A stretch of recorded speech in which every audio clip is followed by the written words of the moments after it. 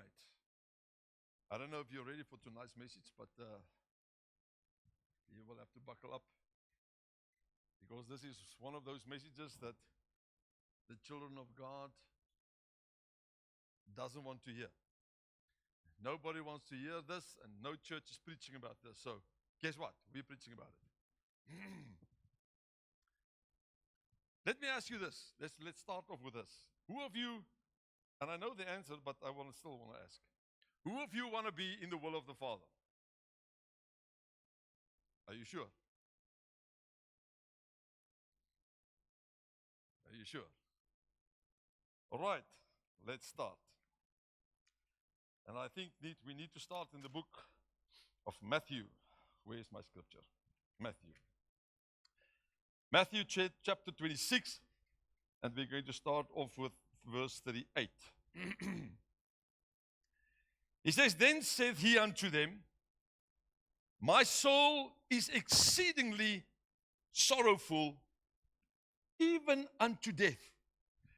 Tarry here, ye here, and watch with me. And he went a little further and fell on his face and prayed, saying, O Father, if it be possible, let this cup pass from me. Nevertheless, not as I will, but as thou wilt. And he cometh unto the disciples, and findeth them asleep, and said unto Peter, What, could ye not watch with me 1 hour? Watch and pray, that ye enter not into temptation. The spirit indeed is willing, but the flesh is weak. I want you to understand that. He says, the spirit indeed is willing, but the flesh is weak. Verse 42, he says, When he went away again the second time and prayed again, saying, O Father, if this cup may not pass away from me, except I drink it, thy will be done. And I want you to turn the page for me to John 17 or John 16. To John chapter 16. And I want to read just one verse, verse 33. He says, These things I have spoken unto you, that in me ye might have peace. In the world ye shall have tribulation, but be of good cheer.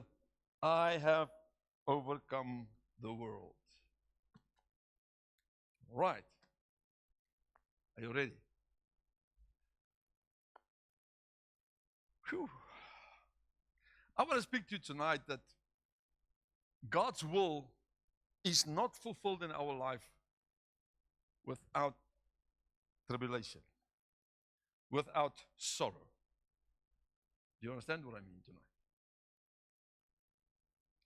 Everybody, every child of God, put Matthew 6 as I think verse 10 on the board. Matthew 6 verse 10. It's the Our Father.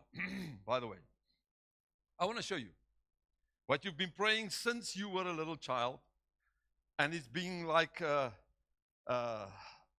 it was like a poem that you read. It was like what do you call it?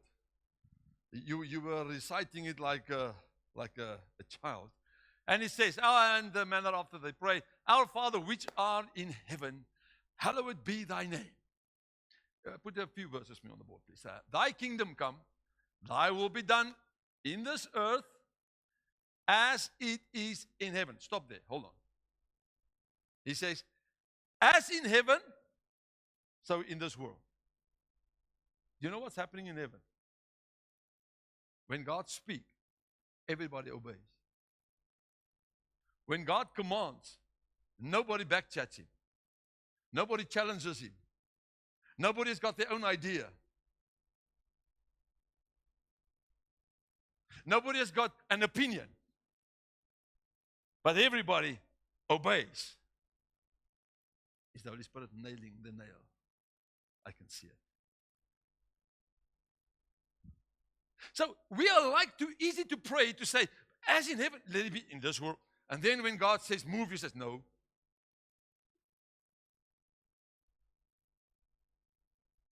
And it tells you, do this. No, I can't do that. It's not possible for me to do that. It would be crazy for me as human to do that. God says, move. I know. But Lord, let me tell you why. And then you've got this philosophy of life, of your life, telling him why you cannot, why you don't want to obey, and why. You know all the whys.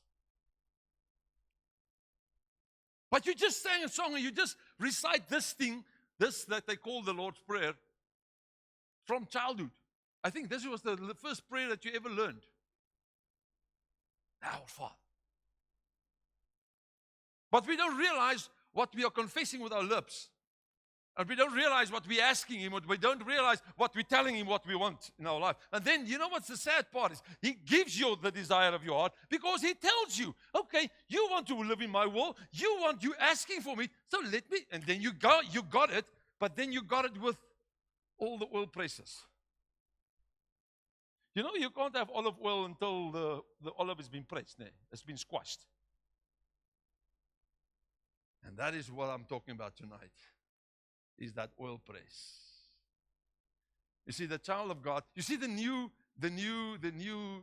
religious idea of God in heaven is that just give your life to Jesus, just believe in him. But what we don't realize is Satan also believes in him. It's not enough just to believe in God to be saved, because Satan also believes. The Bible says so. So just to believe in Jesus doesn't matter. You need to live for him. You need to obey him. You need to give your life and hand over your life to him. And you need to say, Lord, change me. You remember the other one that we always like to sing, you're the potter and I'm the clay. And then he starts squeezing this clay and you're like, no, I don't like this. You see, the first time that real tribulation is hitting the child of God's life, because we prayed and say, Lord, let your will be done as in this world, as in heaven. And then when he sends you that first olive press, and that first olive says, pop, all the tears run down. It's not oil, it's tears. But you see, there must be a process still happening that the tears will change into oil. And the children of God doesn't want to know that God is going to allow you to go through the press of life, and he's going to allow you to get through the systems of life to get you to the place where he wants you. Because you prayed and say, Lord, let your will be done in my life. God says, okay, let's see how far you're willing to let my will be done in your life. And he sends the first oil, the oil press. If you survive it, he sends you the second one. And you know, there's 3 times an olive is being, I'm talking biblical times. I don't know, today's factories and machines and whatever. I'm talking about in the biblical times. There was 3 presses, or 3 stages of the press. If you were in Israel, you would have known what I'm saying. And how did they press it? They had this long piece of log mounted there on the front. There's like a hinge. And then here at the back, 3/4 down this pole, there was this pole sticking down, and then this thing was carrying on, and then at the end they had places where they were hanging rocks. So the first set was hanging closer to the olives, and that stump that was hanging out there, the olives was put in there in little baskets. They were stacked on top of one another.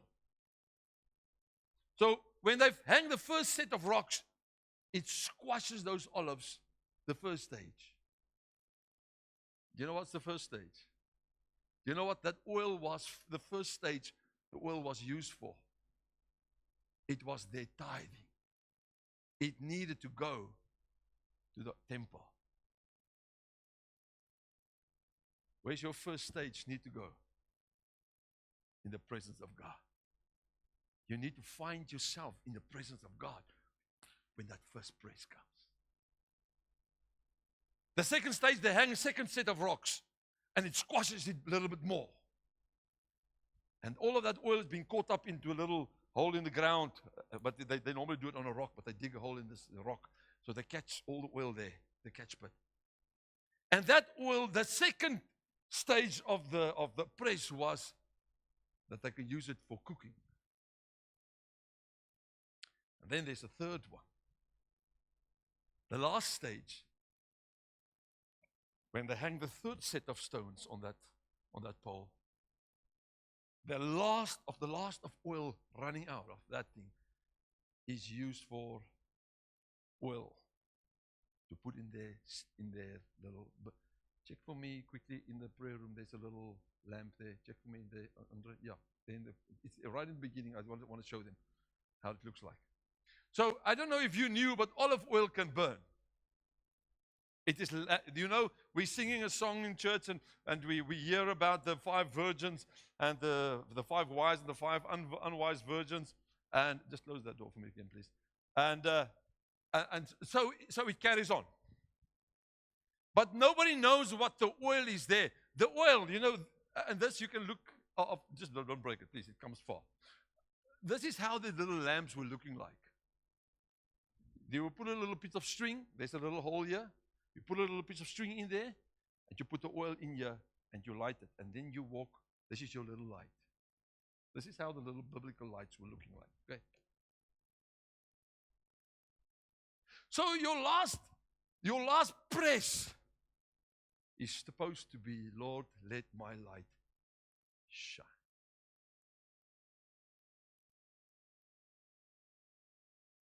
How many of us is getting to that place, to the third stage where we say, Lord, let my light shine?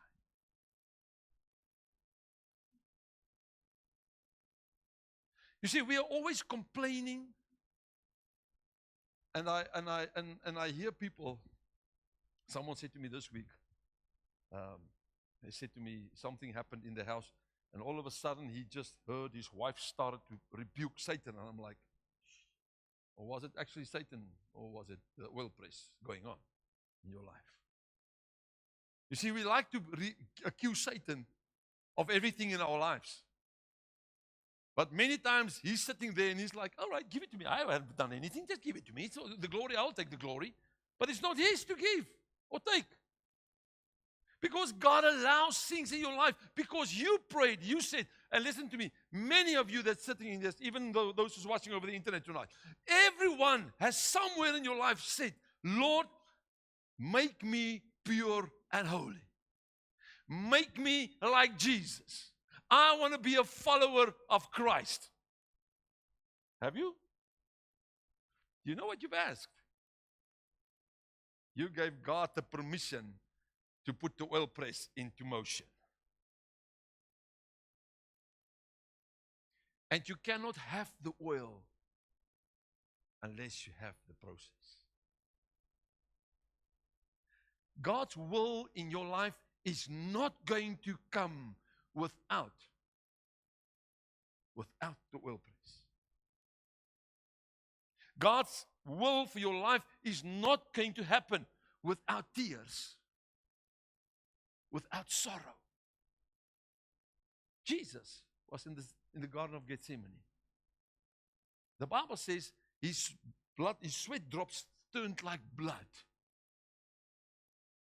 But he asked, he says, Father, if this cup can pass by me, please let it pass.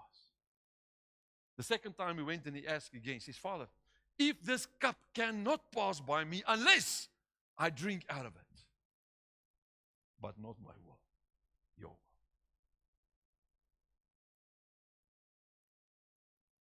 You see, this modern gospel that the church is preaching, that you can just accept Jesus Christ, and many churches just believe you can just believe in him, and then you are saved. It's not biblical. Because the Bible also says, he's talking about holiness. He says, without holiness, no one will see the kingdom of God. Do you know what holiness means? Holiness means it's a process of me cleaning my life, getting rid of things in my life. And many times the Holy Spirit is knocking at your door and you just disregard him. You say, I don't want to have to listen to you. I don't need to listen to you, and I don't want to listen to you. Because He's asking of you to give something up in your life that He's not happy with. It can be something in your lifestyle. It can be something in your attitude. It can be something in your lips, coming from your lips.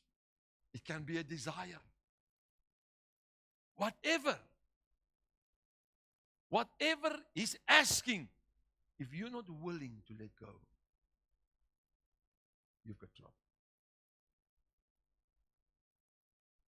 But child of God, I want to tell you tonight that God's will for your life will not come to fulfillment unless it accompanies by sorrow. If Jesus wasn't spared the sorrow, why would you and I? If Jesus had to pay a price for the Father's will, why not you and me? You see, it's easy to stand behind the pulpit and look all holy and sounds all holy. But boy, oh boy, is there a process in your life going? Are you crying before God? Are you breaking before Him? Because there's sorrow in your life because of the process that God allows in your life to get oil from your life. And let me tell you quickly something. Sorrow is not like it. Sorrow always is being accompanied by tears and a long face and I want to give up. But let me tell you, if you know you are walking the road of the Father, you've got no right to give up. Because number one, you asked Him, refine me. Number two, you gave Him permission to refine me. And number three, what is better, God's will in or outside? Definitely not outside. If you haven't been outside God's will, you must come and let me tell you what's happening when you are outside God's will. You chew a bit of rocks, and your teeth never gets blunt, because they're always there for the next set of rocks. But you cannot allow the process that God wants to take you through to refine your life, to build your faith. And listen, the process is not there to destroy you. The process is there to build you, to make you stronger. Let me ask you something. Okay, now you have to think deep, okay? And please don't think when I talk, I'm talking about the shallow waters. I'm talking you need to go now deeper waters. Everybody has got the Bible says everybody has got a measure of faith. That means we all receive a little bit of faith to believe in God that He is a rewarder. Okay. Hebrews 11 verse 6, you know that. Okay. But now, if you want to grow in the Lord, in the kingdom of God, how are you going to grow? What is the first thing in your life that needs to grow? Your faith. Now, how is your faith going to grow without sorrow, without tribulation? How is God going to bring you to a place where your faith can develop if He doesn't put trials in your life? Now, tell me. There's no way that a boxer can train without getting on the road, without doing the weights, without doing the time in the gym. Am I right? So why do you want to get the short version? You know, this is not snakes and ladders. You bypass this whole... No. You will walk the road that God wants for you because God chose in this road for you because He wants to build you. He's got confidence in you that you can make it. And why does He want to build your faith? Not for yourself, for His kingdom. Because He wants to start using you to start believing for the bigger things. He doesn't want to ask you now, let me rephrase. He doesn't want to bring you to the place where you trust Him for a parking now anymore. Or you want to pray for a headache. No, He wants to take you higher. He wants to take you deeper, that you can start praying for real sick people. That you can start really taking on demons and principalities in His name. How many churches do you know that's doing deliverance? Do you know of many? I wonder why. Wonder why. Maybe it's that because of they do not allow the process of God to happen in their life, that God can build them, strengthen them, and shine the light. It's not. Church is not about lights flashing, smoke, and guns and roses and whatever you want to call it. It's not about the band. It's not about the worship that's giving us a yoga exercise session. It's not about it. It's about your relationship with Jesus. All of this can go away. You know what? Even this week, as I was watching Facebook again, I saw a church, and I saved it. I would really like to show you. I saw one of those very, very, very primitive churches again. I saw them. I don't know why the Lord shows them to me. I don't seek for them. I don't look for them. I don't look them up, but He's sending me these things. And these guys, again, they are standing this deep, knee deep in water, worshiping. No fancy chairs, no air conditioning, not even a roof. They're sitting in the rain, standing in the rain, worshiping. Are you and I prepared to do so? Oh, let me put my jacket on, my tie. I'm all holy. Yeah, you're all holy. God needs to patch you.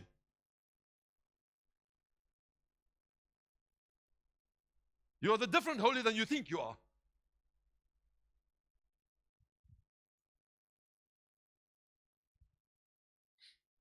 See, but if you, and I need to state this tonight. If you've got arrogance, pride, and self-righteousness in your life, I'm telling you now, the process will not start. Because the process can only start in humility. When you humble yourself before God and you declare yourself, Lord, I'm absolutely nothing without you. Once you reach that place where you are on your knees and you know your whole existence depends on Him, then the process can start. Because now you hand yourself over. When you've got pride, arrogance, and self-righteousness in your life, you're one of those, You want the golden handshake, and you want the wide parking that that you can open all the doors that nobody can bump you, and you want to have an umbrella when you walk, and you're not allowed to walk in the sun, and you have to have a golden chair right here, and you know what, if you're paying a certain amount, you can, maybe you can sit there, that's closer. None of it is counting for anything in the kingdom of God. Nothing. You know how many times I drive and sometimes I see accidents, and sometimes I see people dead on the ground, and then sometimes I'm sitting and watching a TV movie or something, and something happens there that two people are in an argument, or two people are busy with something, and all of a sudden one of them dies. The first question in my mind always is, Lord, when they reach the other side, what now? What now? I was just fighting about something. Is that something worth something in the eternal life on the other side of the grave? What of a frame of mind must you have when you in this world you are of a statue, you've got a title, and you've got your wallet is as thick as my Bible, and all of a sudden you come to the other side, and some of us even wear golden crowns with diamonds that the world hasn't even seen. And then you close your eyes in this world, and you open to the other side, and all of a sudden, all of that meant absolutely nothing.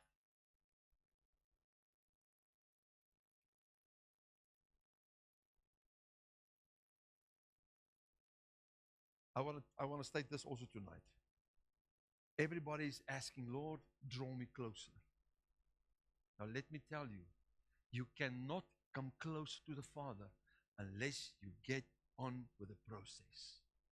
The refinery process needs to be activated in your life. You need to go through this sorrowful working up yourself, getting to the will of the Father. Because one of the main things of this process is to let you die in yourself. To get rid of your attitude. To get rid of who you really are. You know, I am pastor, so really? You know, the title in heaven doesn't mean anything. You're not going to have a special parking. And you're definitely not going to have a special seat. Why do you want to wear the jacket of, I am pastor so-and-so? Why? I didn't read in the Bible that Moses says, I am the prophet of God, and you will talk to me like. The Bible says there was not a man in this world ever existed with the humility that Moses had. So the closer you want to get to the Lord, the more humble you need to go on your knees. And then and the humbleness will be caused by the process. And the more you cry, and the more you get to places where you don't know how you're going to get through this month. You don't know how God is going to get you through this problem, this whatever situation that you're facing. You don't know how. The more you're going to get to that is the more you hand over yourself to Him and say, Lord, you are in charge. Lord, you are in charge. Lord, you are in charge. And the less of you.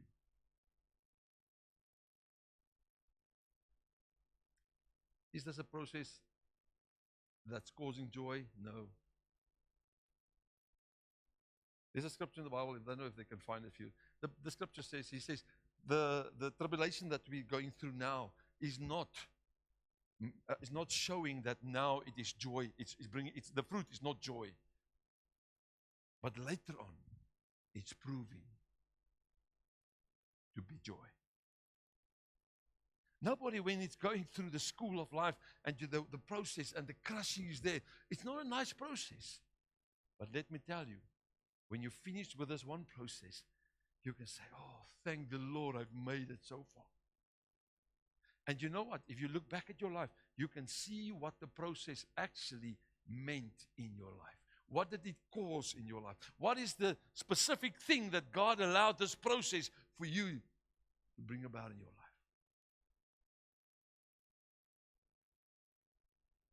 Some people, the crushing is worse. You know why? Because there's a little stone in there, and they call it his heart. And God have to crush that heart first to get to the person. Because you are stubborn, you don't want to hear, you don't want to listen, and you think you're clever against my Father. You cannot compare yourself. You cannot. But let me tell you, if you allow yourself to get to the place where God can have access to your life. Let me ask quickly. I want to see the raise of hands. How many of you have been in this last few months in this process of crushing? Sure. Is it lekker? Do you enjoy it? No, it's not. But what does it mean for you in your life? Are you spending more time in His presence? Are you more on your knees? Are you seeking His face more? Are you seeking His counsel more? You see what it means? It's bringing you closer to the Father.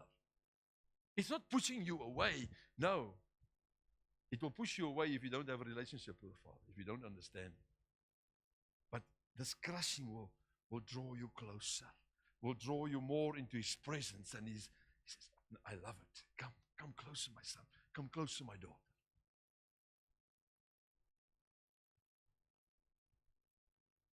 Now I'm going to ask a question. I would really want to see the hands.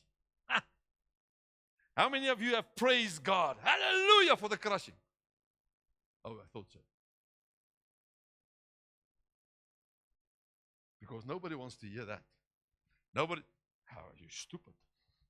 How can I praise Him? You don't know my circumstances. You don't know where I am. You don't know. I don't know, and I don't care. But He cares.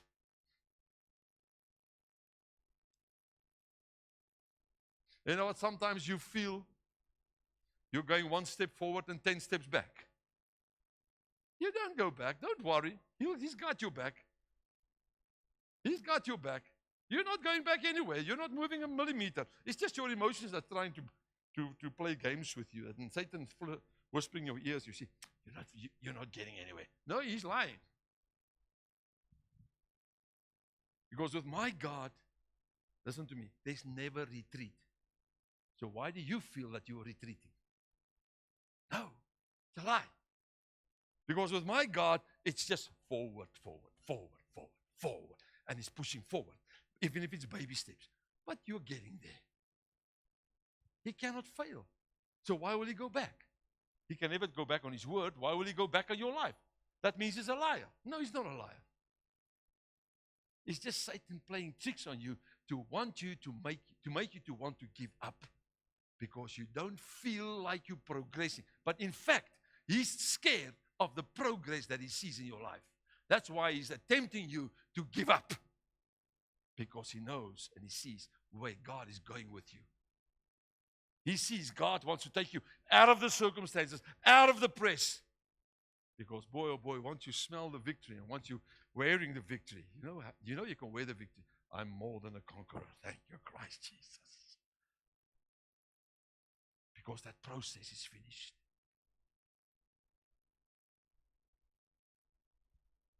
Maybe it's time for you to start getting thankful. Oh, you miss the scripture. You miss.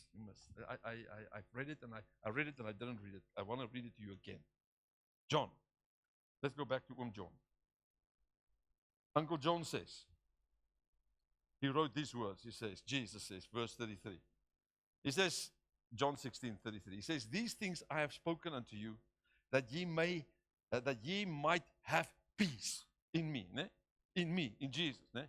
He says, in this world you shall have tribulation. You know what's the saddest part? Paul says, if anyone else preach a different gospel to what I'm preaching, let him be accursed. That's biblical. So every pastor and every prophet, whoever his title might be, if he tells you everything in your life, if you receive Jesus, everything must be smooth, he's a liar. The Bible calls him a liar. Because Jesus himself says, in this world you shall, not maybe, shall have tribulation. So who's he or anyone to say no? You shall not. You will not. You're going against God's word. But, he says, but be of what? No, the children of God missed that one. No, we all have those sorrow, long faces. Oh, God, the life is so hard. Really? Doesn't Paul say, count it joy when you fall into all sorts of tribulation? Maybe it's time for you to find your joy in the tribulation. Maybe you need to find your joy in the process that you can understand. You are in God's process. Satan is not attacking you. Stop rebuking Satan. Stop looking for Satan. Maybe it's time for you to start looking for God in your life. So many people are so focused on Satan that they miss Jesus. In fact, it's him organizing your life. Doesn't the Bible say he's the author and finisher of our faith? So why are you looking for Satan? Start looking for Jesus. Maybe you can start with, I've got the joy of Christ in me. Oh, your help.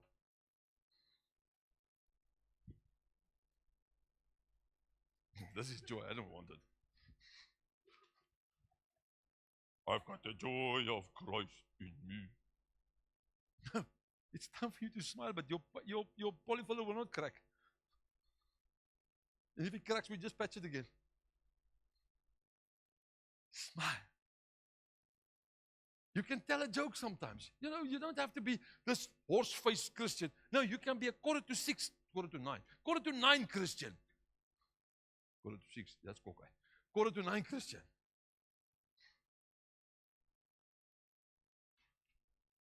That you can smile. Tell the world Jesus loves them. Tell the world that Jesus saves. Tell the world that Jesus is alive. But don't just tell them, show them. Show them through this process that you are. Man, I've grown. From the one process, I'm in the next one. But boy, oh boy, it's not lacquer, but I thank God I'm walking His road. I thank God I'm in His will. Thank God that His will be done in my life.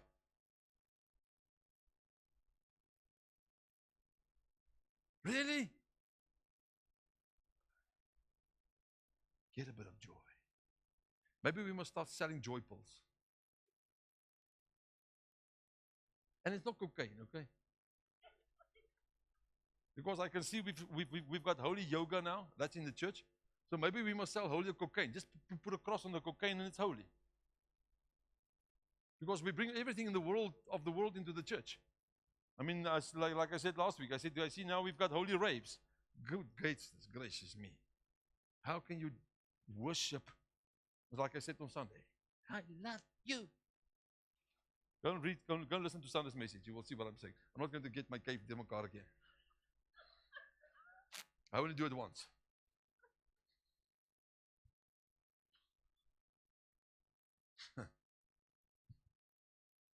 But it's time for you to really your help. It's time for you to discover the joy in your process. Because let me tell you, it's not an easy road to walk with Christ, but it's the best road to walk with Christ. It's not always easy. But let me tell you, boy, oh boy, every single time you get the victory, you can dance from joy. But you know what the problem is? We don't dance in the process.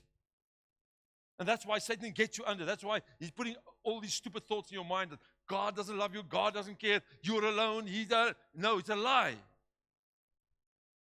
It's a lie. Let me ask you quickly a question. If the Bible says, I will never leave you, never forsake you, when is it going to happen? So why do you blame Him that He's left you? Why you accuse Him that He doesn't care? If the word never stands in the front, that means never means never.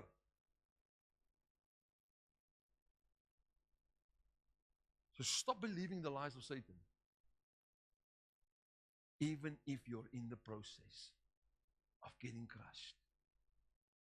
Because God is on His way with His church. And He's busy building something great.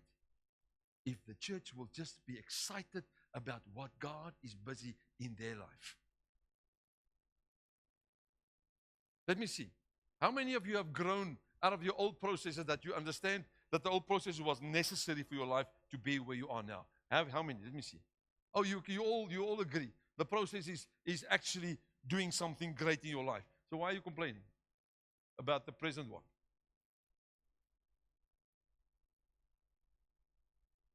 If you've passed a few presses, why are you complaining in this one? Is this one different to the other one? Yes, it's a little bit tougher and bit more pressure. Yes, it is.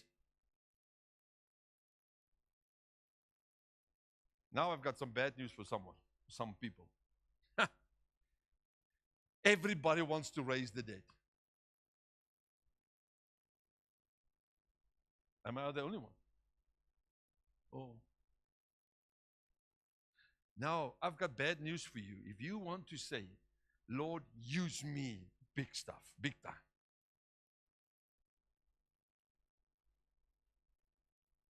The bigger you wish for, the bigger the tests.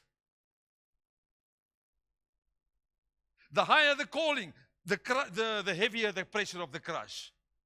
So stop complaining.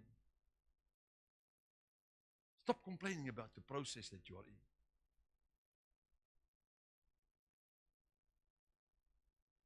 Oh, but Lord, you don't love me, you don't care. Where are you in this situation? You don't. Does it sound familiar?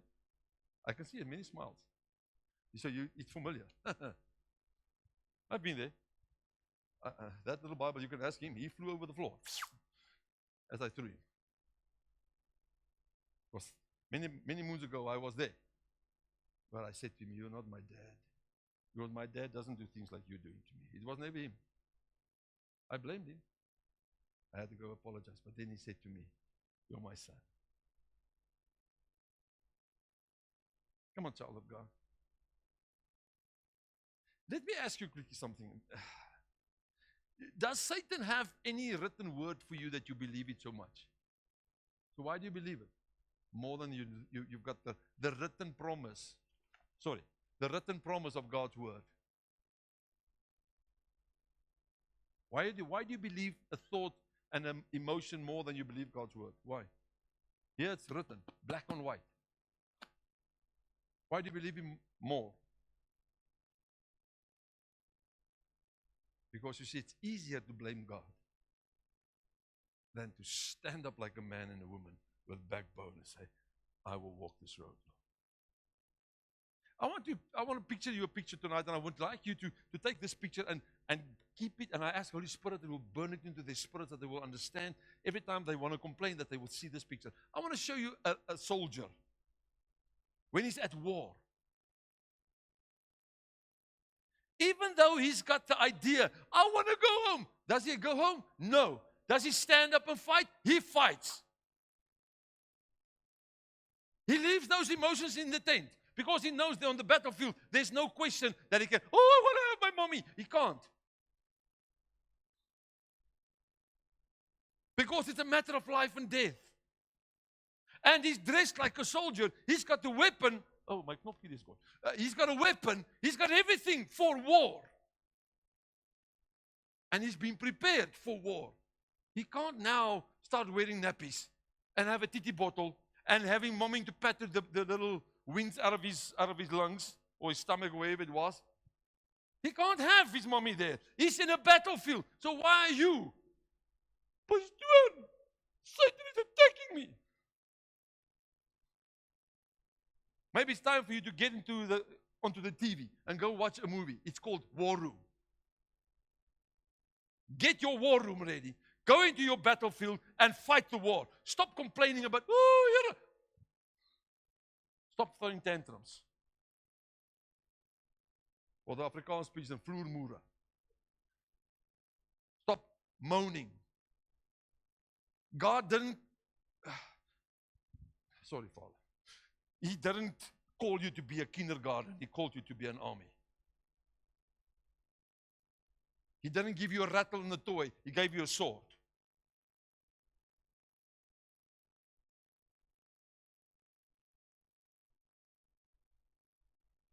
But the church like to have Pampers. Pampers, you know what's Pampers? Do they make Pampers anymore? Oh, still, prachtig. You know, the church wants to have Pampers. You know, I'm not Pampers. I don't change nappies.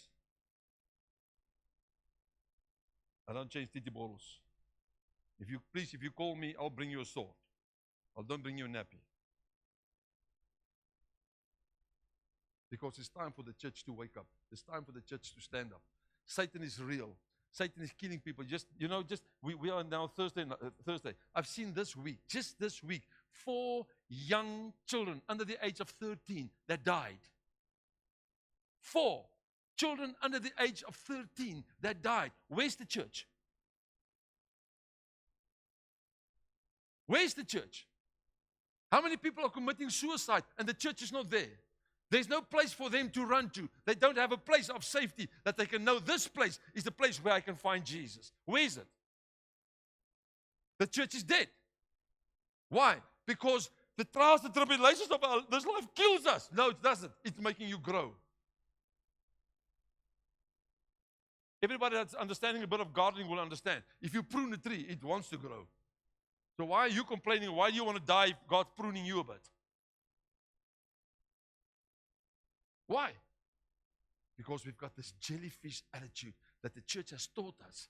Everything is just happy-go-lucky. If you serve Jesus, man, it's a slip and slide into the ports of heaven. No, it's a slip and slide into the ports of hell.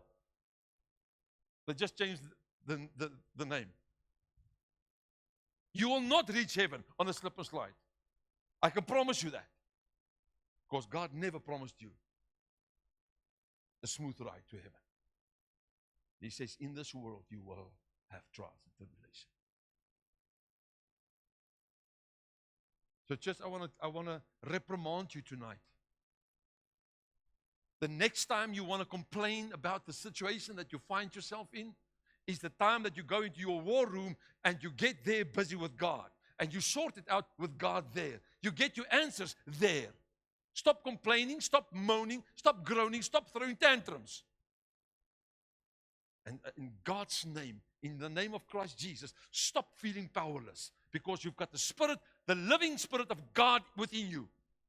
It's the same power that rose Jesus from the dead that's within you. Why are you still feeling powerless? Can I tell you the biggest weapon that Satan has got against the human race is your emotions. He just makes you feel weak, then all of a sudden you are weak. He just makes you feel, oh, people don't love me. Then nobody loves you all of a sudden. Someone just looks, give you the evil eye, and they go, oh, really? Maybe it's time for the church to get some backbone. Start standing up like men and women of God and say, I will be like a King David. I will face every giant, and I will kill him, I will slaughter him, and I will cut his head off. Because the victory belongs to the Lord. And if the victory is belonging to the Lord, the victory belongs to me. I'm His child. He says, He made me more than a conqueror through Christ Jesus, who strengthens me. So why do you feel like a puppet? Why are you so, help me? Why? I will take you to any church. If there's a satanic witch or just a normal Satanist walking into that church, you will see them all run. Why? Why do you want to run? Are you not supposed to be the light to that person? Because he needs Jesus, or she needs Jesus. So why do you want to run? From who? Isn't the light supposed to be overwhelming to the darkness? Why is the darkness running from the light? Why do you, the light, want to run away from the darkness? Are you scared of the darkness? Shame.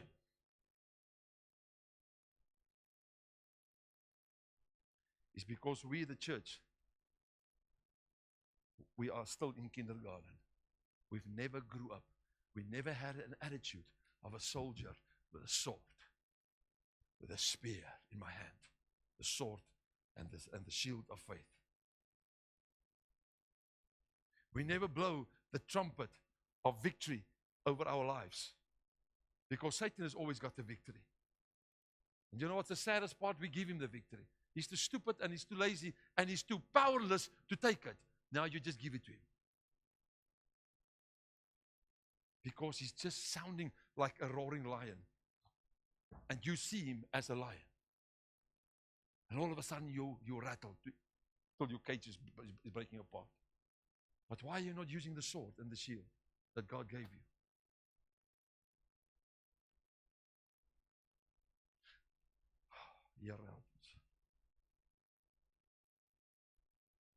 I wish I can come to you tonight and give you a shake that you will get out of your mindset of this loser, pathetic little Christian. I am not. I am the most powerful vessel in this world because him that's living within me is more powerful than he that's in the world. That means he that's in me is more powerful than Satan. That Satan have to bow his knee to the name of Christ Jesus. And I'm not saying that in arrogancy or pride.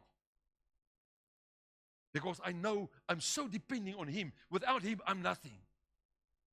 But with him, everything is possible for me. That's why Satan have to flee.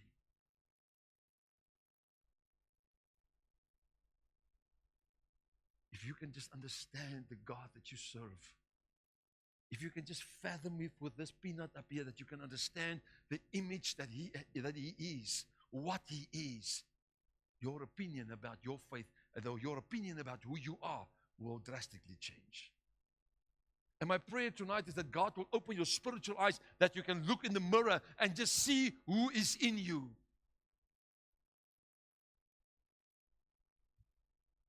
Because the Bible says nothing is impossible with God. The same miracles that he did in the Old Testament, he can still do today. In fact, he is doing it. Many of you understand what I mean. Many of you experienced it. Healings, deliverances. There's people with new kidneys. Come on, you understand the power of God more than anyone else. But yet, when Satan knocks on the door, you're like, oh, Yera, it's him again. Why? No. When he comes before your life's door, no, it's him again. Let me walk away. He should be fearful of me, not me of him. You know what? I'm so excited in my spirit to see what God's going to do in the next year. Because he promised me, even today, he said to me, I'm going to do greater things. I'm expecting him to move in a mighty way. And he said today, to me, he said, people will be stunned of what I'm going to do. So I'm like, yes, Lord, let's go. I'm ready for this. I hope I'm ready for this ride. I must add that. I think I'm ready. I don't know if I'm ready, but let's go. Because I want to see how God picks up people from wheelchairs. I mean, with even anyone praying for them, just being in the presence of God, people must just pop out of the wheelchairs, and blind eyes and just deaf ears must open and limbs must grow back. I'm expecting that. Because I want to demonstrate my Father to the world that doesn't know, even to the church that doesn't know him. Because the church is serving a God they've heard about, but they've never seen him in action. Are you not excited about this God? Man, get a bit of excitement. I'm not talking about a dead Jesus, he's still hanging on a cross. No, my Jesus, if your cross is still having a Jesus, please get rid of him. Because my Jesus is there with the Father. He's alive. Well, still not, he's not hanging on a cross anymore. He's alive and well in my heart. And you know what? I see him physical. I see him, how he operates. I see how he touches your lives and how he changed your lives. I mean, many people walk in here and stop laughing. Why are you laughing? Huh? You know why she's laughing? Because she knows what I'm talking about. There's a change happening in people's lives. And you know what? You cannot resist the change, even if you like to. My God changes your life, even if you willingly or don't willingly. You just getting changed. Listen to the giggles. They know what I'm talking about because they've met this Jesus of mine. Please, you need to meet the real Jesus, not the fake Jesus. The fake Jesus of the church is dead. He's buried, he's powerless, he's fruitless, he's allless. You must come and meet the real Jesus. The one who loves you, the one who cares, who wants to save you, who wants to heal you, who wants to help you in your circumstances. He wants to change your life. That's the one I'm talking about. But remember, I just want to come back to our theme tonight. Remember, to serve him is not without. It's not without the crushing period of our lives. Because the crushing brings fruit, brings oil. Don't despise the time that you're getting crushed. Don't just brush it off as, it's a terrible time. No, it's not a terrible time. It's your growth time. And you know what? Do you know why? What's making the process so terrible? Because we cannot see where we're on our way to. If you knew where you were going, you would have been enthusiastic, but now you don't. Like, where am I going, Lord? I can't see the fruit. I can't see the direction. I can't see. Yes, that's why the process is, but just trust him. That's where you come to trust and faith and believe in him. Because he will take you to where he wants you, not to where you think you must be.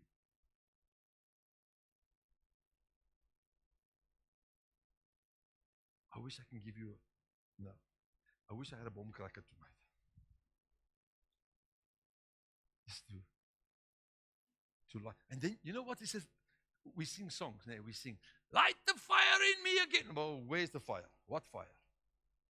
Every time he's coming close to the match, because you're scared. Because that fire is going to light you up, that you're going to move to a place that you're not used to places that you're not used to places that you haven't dreamed about, to do things that's like looking like a bit of impossible. Yes, it is impossible for you, but with God it's possible.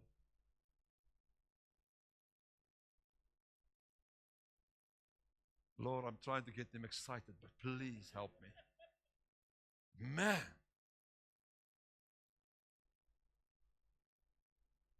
O Here, help ons. You know, this is the truth. I hope you know it's the truth tonight. It's biblical, all based on God's word. And yet you look at me like, really? Yes, really.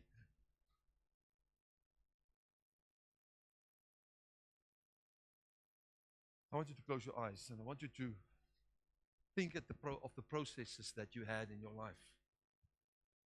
Maybe there is some process still on its way or still busy.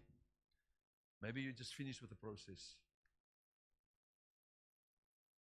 But how many times have you blamed God? How many times have you accused Him of not loving you, not caring for you?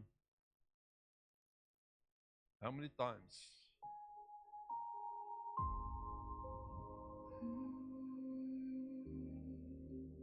How many times?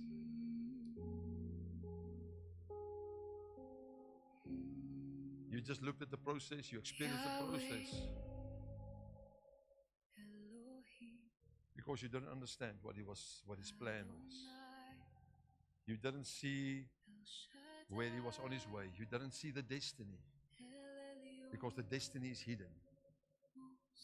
Like the promised land was hidden to the Israelites until they reached it. Jehovah Jireh, you provide. Jehovah Rapha, you heal inside. Jehovah Nissi, victory. You know, we've heard about this Christ for so many years. So many years at end. We just heard about His love, His kindness, and His caring. We heard, but we never experienced. All we experienced is the crushing parts, but we've never experienced. But if you just understand that in that crushing process, He's right there with you, holding you up, holding your hand, that you cannot fail because He's got you. Even in the times that you feel alone, you feel like nobody is around you to care, to nurture, nobody's there, even to listen. And it feels to you like, Lord, is there really someone caring for me?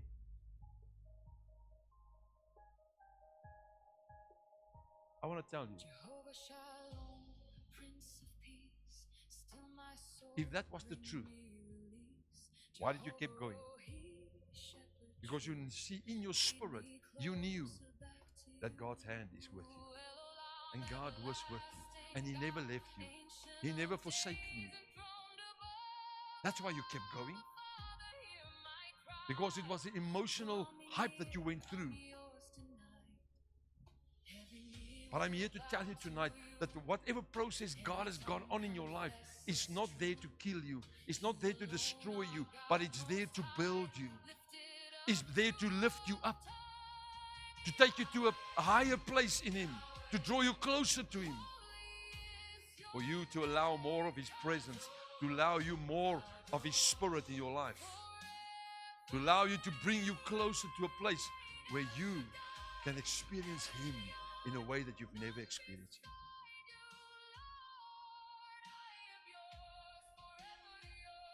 If you were one of those people that says, Daddy, I was one of them that blamed God and that accused Him, told Him that He doesn't care, He's not there, He left me. Yeah, I'm the black sheep. Yes, that's a nice one that we always use. I'm the black sheep. But tonight you realize that His process is not there to kill you or to destroy you, but the process is there and it's on its way. Because number one, I asked Him to, Lord, clean me, Lord, heal me, Lord, bring me closer. Let your will be done. Let me be like Jesus. And then I sing a song, Lord, I'm the clay and you're the potter. Make me and form me into the image. And He's just busy forming. He's just forming the clay tonight. Because that's His will, is to form the clay into the image that He wants. But you've asked Him to do so. You asked Him. You gave Him permission to form you.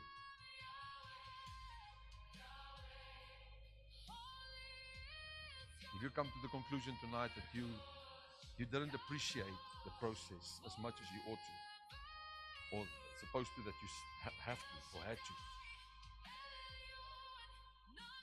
and you played the game that Satan played with you of this emotional hype, that God doesn't love you, God doesn't care. I want to give you tonight the opportunity to repent. But I want you also tonight to start appreciating the fact that we are in the process of God. He knows exactly what to do, when to do, where to do. All you have to do is you just have to rely, trust, and believe on Him. And He will finish whatever He started in your life. Again, I want to say, if God has called you for something great, do not expect the ordinary process in your life. It's going to be a different kind of a process because the pressure to get more oil out of this olives will be greater, will be bigger. So if you're one of those who's God put a calling on your life, do not expect the normal. Don't compare your life to others. Don't compare your spiritual life or your relationship to the Father, others, or otherwise. Because you are at a place where He wants you because He called you for a higher calling. So the process will be more intense for those who's got a calling on their life. Your faith in Him, your trust, and holding on to Him will be tougher than for the rest. And can I give you a piece of advice? If you've been called to a higher calling, don't expect people to be around you. Because God is going to exclude you from anyone and everyone. Do you know why? Because He wants you to rely on Him and Him alone. He wants to be that Father. He wants to be that provider. He wants to be that protector. He wants to be that God that you've asked Him to be. And He cannot do that and He cannot be that if other people are around you that you are relying on. That's why He doesn't give you a crutch, because He wants to be the one that you rely on. Solely, only Him. So your road, I can promise you now, your road will be more intense. Your road will be more lonely than the rest of the people.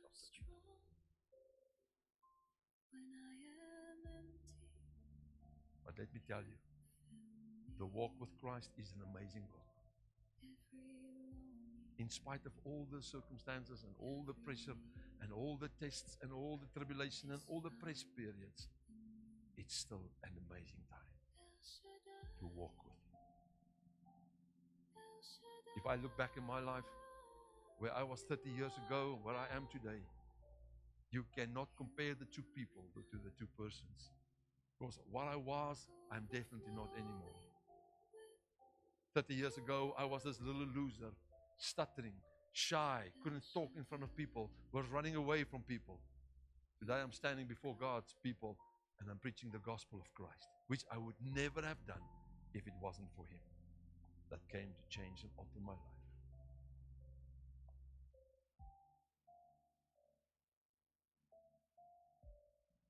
Please don't compare your life to other people. Because as a blueprint from someone else's life, God's not having that same blueprint for your life. His journey with you will be according to His will, His purpose for your life, designed for your life, not for other people's lives. So you can't even ask advice. It's you and Him. You and Him. If you want to stand up tonight and say, Lord, forgive me. I messed up. I rebuked Satan and I didn't realize I'm in your press, because you are extracting the fragrance, the oil out of my life, so that I can become that person that you want me to be. I want to become that child that I've asked you to be. I said to you, Lord, let your will be done as in heaven, so be in my life. Lord, I just want to obey. As the angels and all heavenly beings just obey you at the sound of your voice, I too want to be obeying your voice. I want you to stand with me tonight. If you say, Father, I want to allow God. I ask God for the process. Tonight, I want to ask forgiveness. Because I did moan and groan, and I didn't allow Him to have access to my life. Father, as we stand before you tonight, each one who stand, number one, we want to repent. We want to say, Father, forgive us. For every single time that we moaned, we threw tantrums, we blamed you, we accused you of all the human things that we as men, as humans, experience. All the stupid emotions and the phases that we are going through, we wanted to put that on you as well. Please forgive us. Please forgive us our ignorance, our selfishness, our pride, our arrogance.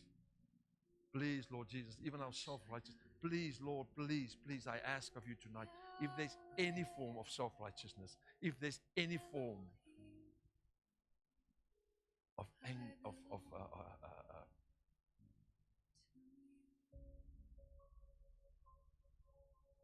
if there's any form in us, Lord, that's against your will, please forgive us. Even if we've got this image, this holy image of ourselves, please wash us tonight, cleanse us with the blood of the Lamb, clean us up. Lord, we just want to be humble. We just want to be on our knees before you. We don't want to have pride and self-righteousness and arrogance in our life. Please break it, break it, break it over our lives tonight. That we might stand in total humility before you, knowing that we are so much depending on you and you alone. Please help us. Help us. Although we might not understand the processes, we don't see the destiny that you've got planned, Lord, please help us to trust you, to follow you, to believe you, knowing that you go with us. You've got our hands. We want to trust you. Forgive our unbelief, our doubts and our fears. But I pray tonight, Father, that through your wisdom, through your knowledge and through your spirit, you will implant that surety in people's lives, that they will know they are busy in the process of the King of Glory. That you are busy refining us for your King. Lord, you're coming back very soon. We don't know how much we've got time left in this world. And Lord, we want to be ready when you come. And we want to be found, that you will say, good and faithful servant. Over little were you faithful, over plenty I will appoint you. Father, I pray tonight that you will come and soften hearts, that you will change minds, that you will come tonight and just come tonight. Change attitudes, change beliefs. Lord, I want to rebuke any attack now through witchcraft. I bind your works and I cast you down from your throne. Whatever you think and tried, I break you now in the name of Christ Jesus. You will not operate in this house. You will not influence God's people. I cancel your plan, your identity. I cancel it now in Jesus' name. You will not operate in this house. I bind you. You will live now in Jesus' name. You will live now in Jesus' name. In Jesus' name.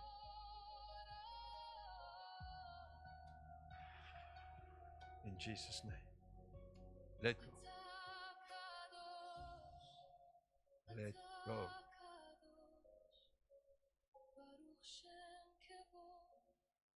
Oh. There it goes. Sure. So Father, tonight we come in the name of Christ Jesus. And we submit ourselves under your authority. And we ask that you will take dominion over our hearts and our minds. In Jesus' name.